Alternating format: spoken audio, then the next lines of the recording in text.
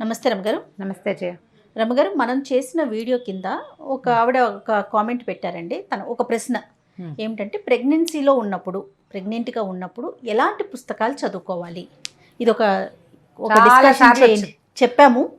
But ఆవిడ మళ్ళీ అడిగారు కదా, సరే ఇంకొకసారి చేద్దాం అనిపించింది. అలానే నేను పెట్టాను. కానీ దాని కింద ఒక 4-5 ఆన్సర్లు ఉన్నాయన్నమాట. చాలా మంది వాళ్ళకి తోచిన విధంగా వాళ్ళు చెప్పారు. సో మీరేమంటారు? ప్రెగ్నెన్సీతో ఉన్నప్పుడు ఎలా ఉండాలి, ఎలాంటి పుస్తకాలు చదువుకోవాలి? అందరూ పుస్తకాలు చదవరు, కొంతమంది పుస్తకాలు చదువుతారు కదా. అవునండి. జనరల్ ప్రెగ్నెన్సీ అనగానే అదేదో ఒక విపరీతం, చాలా ఏదో విచిత్రమైంది, మనకొకళ్ళకే వచ్చింది, ఈ కష్టాలన్నీ మనకే ఉన్నాయి, అలాంటి భావన ఉండకూడదు. ఇది అత్యంత సహజమైనది. ఒక చిన్న చెట్టు పెట్టాం, కొన్నాళ్ళకి చెట్టు బాగా పెరుగుతుంది, 4-6 మారాకులు వేస్తుంది, బాగా వస్తుంది, ఒక సన్న పూత వస్తుంది, క్రమంగా అట్లా అట్లా అట్లా అట్లా పెద్దది పువ్వు వికసిస్తుంది. అది ఒకవేళ కాయలు కాసే చెట్టు అయితే ఆ పువ్వు కిందే కాయ కూడా మొదలవుతుంది. కొన్నాళ్ళకి పిండ అసలు ఎలా జరిగిపోతుంది గ్రాడ్యువల్గా. అంత న్యాచురల్గా ఉంచుకోవాలి ప్రెగ్నెన్సీని, అంతే సహజంగా. అదేనండి. అలా సహజంగా ఉన్న ప్రెగ్నెన్సీలు ఏమీ ఇబ్బంది ఉండదు. చెట్లు ఎలా తమ తాలూకు ప్రవృత్తిని మార్చుకోవో అట్లా మన ప్రవృత్తిని కూడా మార్చుకోవక్కర్లేదు. దీనికోసమని అతి జాగ్రత్త చేయక్కర్లేదు, దీనికోసం అతిగా రెస్ట్ తీసుకోక్కర్లేదు, చాలా ఏదో పాటు పడిపోవక్కర్లేదు. సహజంగా ఉంచుకోవాలి, దాన్ని న్యాచురల్గా ఉండనివ్వాలి. నువ్వు ఎలా ఉంటావో అలాగే ఉండాలి. దానికోసం మన చెట్లకి ఏంటంటే మనం ఇస్తాం, ఫుడ్ గిడ్డు అన్నీ బాగా ఇస్తాం, మనకి మనం ఇచ్చుకోవాలి కదా. సహజమైన ఆహారం, మంచి ఆహారం తీసుకోవటం, సజావుగా ఉండటం. హైరాణ పడ్డారనుకో ప్రెగ్నెన్సీలో, ఆ హైరాణ, ఆ టెన్షను, ఆ ప్రెషర్ తాలూకు ఎఫెక్ట్ బేబీ పిల్లల మీద ఉంటుంది. ఇప్పుడు ఒక ప్రెగ్నెన్సీ అంటే, ఇప్పుడు ఒక చెట్టుకు ఒక పూత పూస్తే మనం ఏం చేస్తాం, దానికి చక్కగా మళ్ళీ నీళ్ళు పోసి కాస్త ఇంకోటి ఏదైనా ఎరువేసి కొంచెం దాన్ని అటు ఇటు లాగేయకుండా ఉంచుతాం కదా, జాగ్రత్త. అట్లా ఈ కడుపుతో ఉన్న అమ్మాయిని కుటుంబ సభ్యులు కొంచెం కాచి కాపాడాలి. ఆమె అటు ఇటు పడిపోకుండా చూసుకోవటం, ఆ అమ్మాయికి హైరాణ లేకుండా ఉంటాం. ఇప్పుడు ఎట్మోస్ట్ కేర్ ఇవ్వకపోయినా కొంచెం కేర్ఫుల్గా ఉంచుకోవాలి. ఈ ప్రెగ్నెన్సీలో ఏంటంటే ఎక్కువ ప్రయాణాలు. అవునండి. ఎక్కువగా మాల్స్కి, వాటికి వీటికి, డ్యాన్సులకి, సినిమాలకి, హైరాణగా ఉండే ప్రదేశాలకి వెళ్ళిపోవద్దు. అలాగని ఇంట్లోనే కూర్చోకండి, బయటికి తిరగకుండా ఏదో అయిపోతుంది మనకని జాగ్రత్తగానే ఉండద్దు. కొంతమందికి ఖచ్చితంగా సమస్య ఉంటుంది, వాళ్ళకి ఏదో ప్రాబ్లం ఉంటుంది, లేట్ ఇష్యూస్ కావచ్చు, డెలికేట్ ఇష్యూ కావచ్చు, లేకపోతే ఏవైనా మిస్క్యారేజెస్ అయిన తర్వాత ఆ ఇష్యూ పట్ల కొంచెం జాగ్రత్త, భయము ఉంటాయి. అప్పుడు డాక్టర్ ఎట్లానో సూచిస్తారు కాబట్టి వాళ్ళ సలహా మేరకు ఉండటమే. నార్మల్గా వెళ్ళేటప్పుడు మాత్రం మీరు అన్నట్లుగా కొంచెం నార్మల్ లివింగ్, వేళకి తినటం, వేళకి పడుకోవటం, మన పని మనం చేసుకోవటం, సాధ్యమైనంత అన్ని పనులు అలవాటుగా చేసుకునే పనులన్నీ చేస్తూ ఉంటే ఏమవుతుందంటే శరీరం వంగుతుంది. డెలివరీ తర్వాత శరీరం మళ్ళీ మన అదుపులో ఉంటుంది. ఆ పని అవి చేయటం వల్ల కొంచెం అన్ని కండరాలు దీంట్లో సజావుగా ఉండటం వల్ల డెలివరీ కొంత సులువు అవుతుంది, కోలుకోవటం కూడా సులువు. ఇప్పుడు బాగా రెస్ట్ తీసుకుంటే డెలివరీ అయిన తర్వాత పని చేసుకోలేకపోతారు. బిడ్డను ఎత్తుకోవాలి కదా, చంటి బిడ్డను ఎత్తుకోవాలి, తెల్లవారు ఏడుస్తారు, కొంతమందికి ఫీడింగ్ పాలు తాగటం చేత కాదు, వాళ్ళకి నేర్పుకోవాలి, మెడ నొప్పి, వీపు నొప్పి బోల్డ్ వస్తాయి, ఎత్తుకునే ఉంచుకోవాల్సి వస్తారు. ఒక్కొక్కళ్ళు రాత్రంతా పడుకొని నిద్రలు సరిపోవు, అదొక బాధ. ఈ గోల్లో ఏంటంటే మనం దానికి ముందు నుంచి మనం ప్రిపరేషన్గా ఉండాలి. ఇవి సహజంగా అందరూ చేయవలసినవి.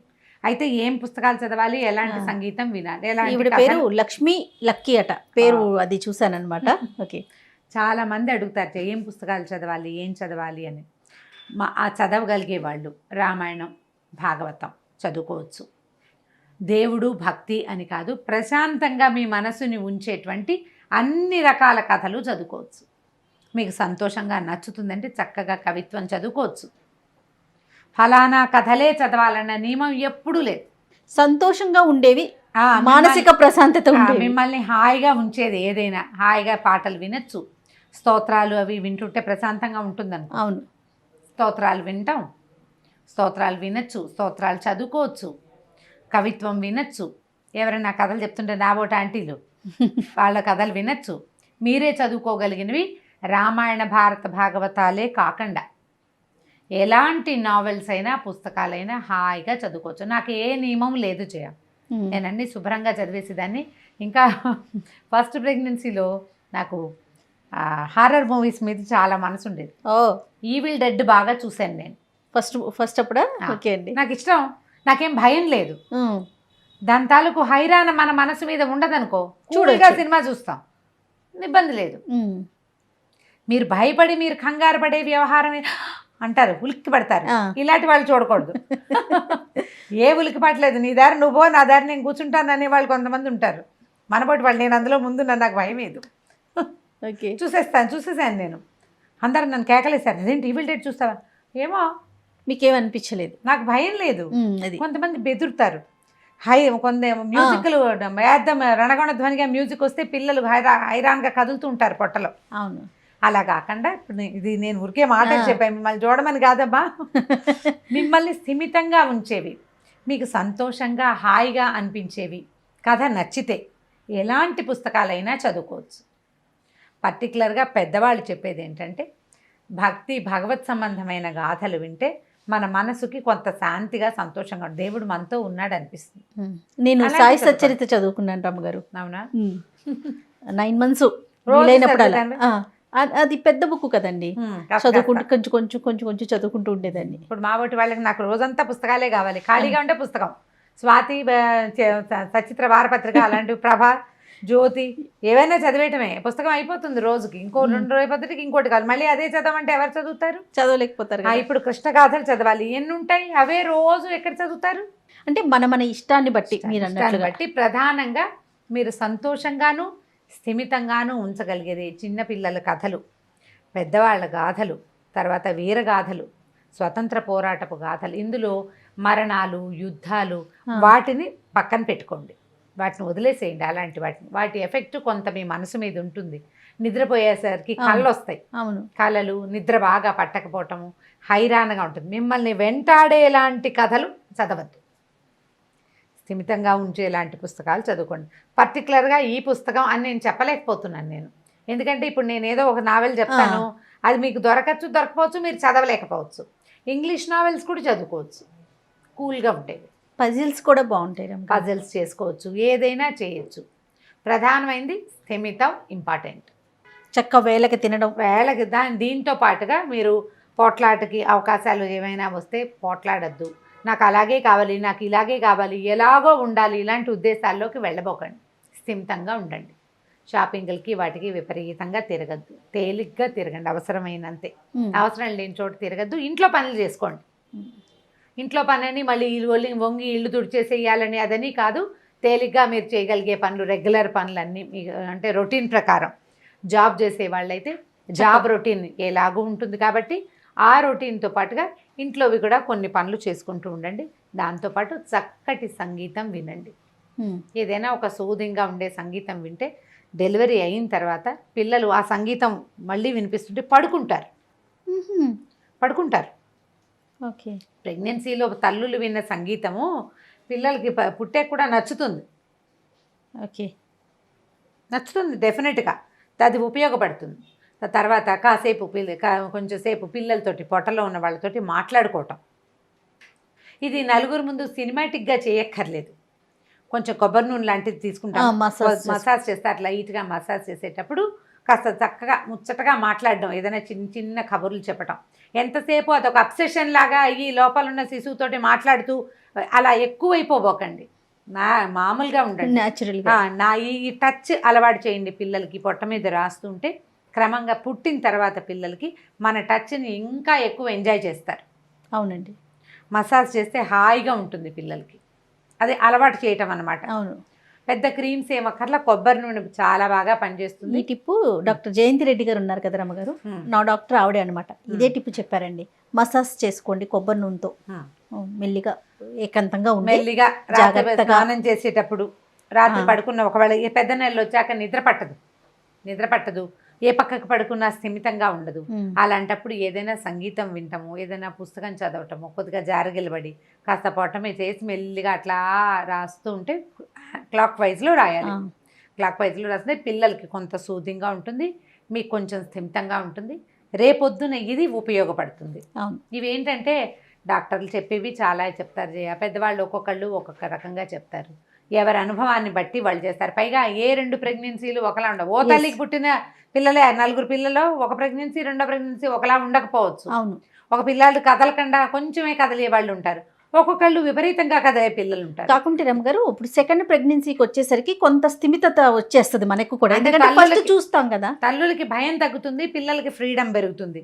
ఫస్ట్ ఇష్యూ కంటే సెకండ్ ఇష్యూ బేబీస్ కొంచెం వూమ్ కొంచెం లూజ్ అయి ఉంటుంది కదా, అవును. కొంచెం ఎక్కువ కదులుతారు. ఓకే. మనకేమో భయం తగ్గిపోతుంది కదా, తగ్గిపోతుంది. భయం తగ్గుతుంది. పై పిల్లలు ఉంటే వాళ్ళ బాధ్యత ఒకటి ఉంటుంది, పనులు అవును. ఉంటాయి కదా. అమ్మ మీ బాధ్యతలు మీరే నెరవేర్చుకోవటం ప్రాక్టీస్ మాత్రం పెట్టుకోండి ప్రెగ్నెన్సీలో. మన పనులు, ఆ, అమ్మ ఉంది, అత్తయ్య ఉన్నారు, ఎవరో ఒకళ్ళు తోడున్నారు, మీకు భర్త కూడా చూసుకుంటారు, కానీ మీ పనులు ఉంటాయి కదా రెగ్యులర్గా చేసేవి ఇంట్లో, వాటిని వదిలిపెట్టుకోకండి. ఓకే. మన బాధ్యత పొద్దున్న లేచి పాలు కాచుకోవటం, పాలు తోడు పెట్టడం, టైం ప్రకారం మీరు చేయవలసిన పనులు ఉన్నాయి చూడు, ఆ, ఆ రొటీన్ మాత్రం పోగొట్టుకోవద్దు. వాళ్ళు ఉన్నారు కదా అని ఇల్లు వదిలేయపోకండి. ఉమ్, ఇవన్నీ కూడా మీకు డెలివరీ తర్వాత ఉపయోగపడతాయి. రొటీన్లో ఏ మార్పు లేదు, జస్ట్ పెద్ద పనులు అమ్మ వంట చేసి పెట్టమని అమ్మ అత్తమ్మో చేసి పెడతారు.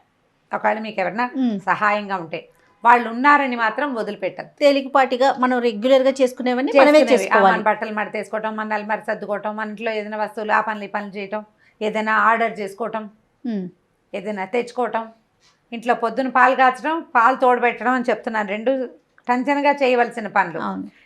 ఈ లైన్ని మాత్రం మిస్ కాకుండా ఉంచుకోండి. ఇవి మీకు డెలివరీ తర్వాత యూజ్ అయ్యే టిప్స్. ఓకే. అన్ని పనులు అలవాటుగా ఉంచుకుంటే మధ్య మధ్యలో ఏదైనా స్పెషల్ వంట ఒకటి చేయటం, ఏదైనా ఒక పదార్థం చేసుకుంటూ ఉంటాం, లేదా నేను కుక్కర్ పెడతాను, నువ్వు కూర చేయి, నువ్వు కుక్కర్ అని పెట్టేయమ్మా, నేను కూర చేస్తాను, అలాంటివైనా చేస్తూ ఉండండి. మీరు ఇట్లా పని చేసే విధానం పిల్లలకి అన్ని రకాల కదలికల్ని అలవాటు చేస్తుంది. ఉమ్, పడుకునే కూర్చునే తింటూనే ఉండద్దు. ఏదో ఒకటి కొంతమందికి డైజెషన్ అవ్వదు, కొద్దిగా తింటూ ఉండండి. కాస్త లేట్గా తినబోకండి రాత్రిళ్ళు. అర్జున్దని చాక్లెట్లు లాంటి విపరీతంగా తినేయబోకండి. సినిమాటిక్గా చెయ్యొద్దు, వాటి వల్ల ఏమైనా సమస్యలు రావచ్చు. ఉమ్, కొద్దిగా తినండి, రుచిగా ఉన్నా కూడాను. కాస్త జాగ్రత్తగా ఉండాలి. ప్రధానంగా మీకు మనసుకి నచ్చేటువంటి సంగీతము, మనసుకి నచ్చేటువంటి పుస్తకాలు, దానివల్ల మీరు హైరాణకి కానీ ప్రెషర్కి కానీ గురి కాకుండా మాత్రం చూసుకోండి. ప్రశాంతంగా ఉంటారు. మీరు పని ఉంటుంది, ప్రశాంతత ఉంటుంది, వేళకి తిండి ఉంటుంది, ప్రశాంతత ఉంటుంది. అట్లా ప్లాన్ చేసుకోవాలి అంతే. ఓకే రమ్మ గారు, లక్ష్మి గారికి మంచి ఆన్సర్ దొరికిందని నేను అనుకుంటున్నాను. రైట్. నమస్తే రమ్మ గారు. నమస్తే జయ.